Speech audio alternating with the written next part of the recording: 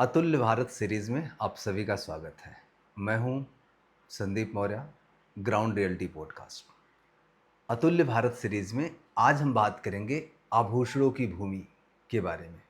जी हाँ, वही आभूषण की भूमि जहां आज़ादी के 80 साल के बाद भी रेलवे स्टेशन नहीं है।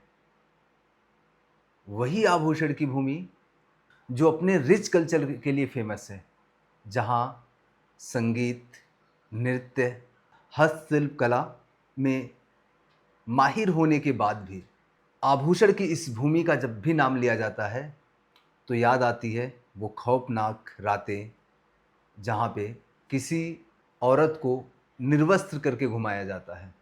जी हाँ, आज हम बात करने वाले हैं भारत के एक पूर्वोत्तर राज्य मणिपुर की। मणिपुर को आभूषण की भूमि कहते हैं और सिर्फ कहते ही नहीं है, वास्तव में नेचुरली अगर आप मणिपुर को देखेंगे तो वो बहुत नेचर रिच है। खूबसूरत वादियाँ, खूबसूरत वैली, खूबसूरत पहाड़ियाँ और उससे भी खूबसूरत वहाँ के जनजाति एवं आदिवासी।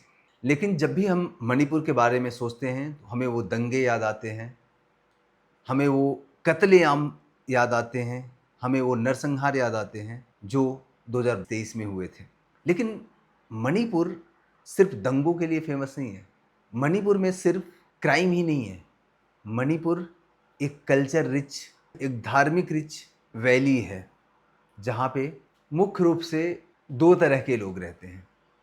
एक वो लोग जो समतल वैली क्षेत्र में रहते हैं जहाँ पे लगभग 60% से ज़्यादा आबादी रहती है मणिपुर की।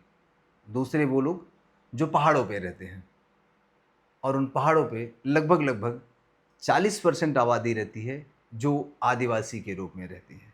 मणिपुर को जैसे ही आभूषणों की भूमि कहते हैं, वैसे ही मणिपुर को आर्किड बास्केट भी कहा जाता है, क्योंकि मणिपुर की पहाड़ियों में आर्किड बास्केट्स के 500 से ज़्यादा प्रजातियां पाई जाती हैं। और सबसे खूबसूरत बात यह कि मणिपुर में एक विशेष प्रकार का पुष्प पाया जाता है जिसे वहाँ का राजकीय पुष्प कहते हैं, और वो पुष्प पूरे विश्व में सिर्फ और सिर्फ मणिपुर की पहाड़ियों में पाया जाता है। और वो पुष्प मुख्य रूप से सिरोई पहाड़ियों में पाया जाता है और पुष्प को बोलते हैं सिरोई लिली। इस सिरोई लिली की विशेषता ये होती है कि जब सिरोई लिली को माइक्रोस्कोप में देखा जाता है, जैसे आपको इंद्रधनुष दिखाई देती है 7 रंगों से, वैसे ही सेम सिरोई लिली में 7 कलर पाए जाते हैं। और यही वजह है कि सिरोई लिली को वहाँ का राजकीय पुष्प घोषित किया गया, वहाँ का राजकीय पुष्प बनाया गया है।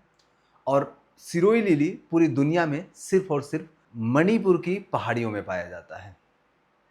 इतना रिच कल्चर होने के बाद भी, इतनी प्रकृति रूप से रिच होने के बाद भी, मणिपुर की पहाड़ियाँ खनिज रिच हैं, नेचर रिच हैं, जहाँ पे लगभग लगभग अगर आप देखें मणिपुर का पूरा वेस्ट और नॉर्थ पहाड़ियों से घिरा हुआ है, जबकि वेस्ट में बर्मा है जिसे हम म्यांमार कहते हैं। इस तरह से अगर आप मणिपुर को देखें तो मणिपुर का जियोग्राफी इस तरह से है कि वो एक दुर्गम इलाकों में आता है। और मैंने आपको पहले बताया कि भारत के आज़ादी के 80 साल भी वहाँ पे रेलवे नहीं पहुँच पाई। शायद ये उनमें से एक रीज़न होगा, या हो सकता है हमारी सरकारों की सुस्ती होगी, हो सकता है हमारी सरकारों को लगता हो कि नॉर्थ ईस्ट में जाने की ज़रूरत नहीं है। लेकिन जो जो बहुत दुर्भाग्यपूर्ण है, आज़ाद भारत के बाद मणिपुर पिछले 44 साल से भारत का पूर्ण राज्य है।